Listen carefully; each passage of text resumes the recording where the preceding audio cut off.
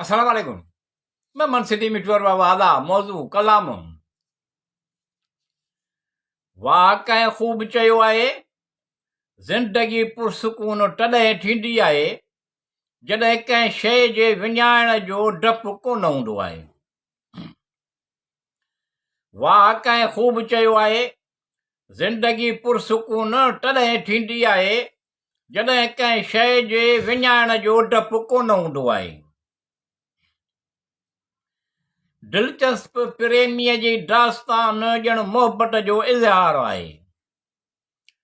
दिलचस्प प्रेमीअ जी दास्तान ॼण मोहबत जो इज़हार आहे।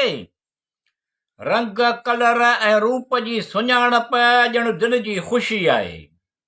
वाह कंहिं ख़ूब चयो आहे, ज़िंदगी पुरसकून तॾहिं थींदी आहे जॾहिं कंहिं शइ जे विञाइण जो डपु कोन हूंदो आहे। माण्हू मथां दर्जे ते आहे, माण्हू मथां दर्जे ते आहे, पर ख़बर तॾहिं पवंदी अथसि जॾहिं फुंडो थी वेंदो आहे। वाह कंहिं ख़ूब चयो आहे, ज़िंदगी पुरसकून तॾहिं थींदी आहे जॾहिं कंहिं शइ जे विञाइण जो डपु कोन हूंदो आहे। जॾहिं इहो वक़्तु वफ़ा न करे त वफ़ादार बि बेवफ़ा थी वेंदा आहिनि। जॾहिं इहो वक़्तु वफ़ा न करे त वफ़ादार बि बेवफ़ा थी वेंदा आहिनि। जेतिरी बि वफ़ा कंहिंसां करी तुंहिंजी मर्ज़ी मिलंदो कुझु बि कोन आहे। वाह कंहिं ख़ूब चयो आहे, ज़िंदगी पुरसकून तॾहिं थींदी आहे जॾहिं कंहिं बि शइ जे विञाइण जो डपु कोन हूंदो आहे। हाणे दिल जे मशहूरनि ते भरवसो कोन थो करे, हाणे दिल जे मशहूरनि ते भरवसो कोन थो करे। कुझु ठोकरनि खां पोइ समझदार थी वियो आहे।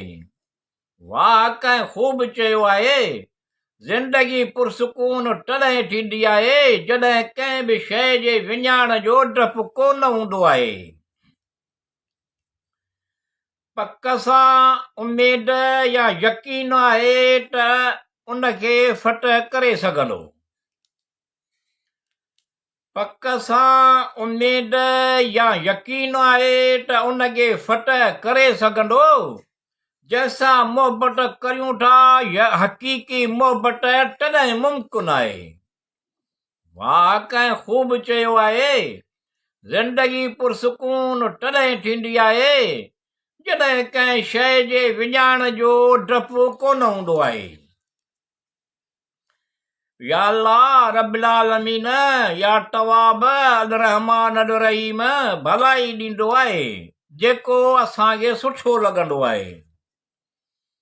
या अल्लाह रब्बिल आलमीन, या तवाब अल रहमान अल रहीम, भलाई ॾींदो आहे जेको असांखे सुठो लॻंदो आहे, पर उहो बि ॾींदो आहे जेको असांजे लाइ भलो सुठो हूंदो आहे।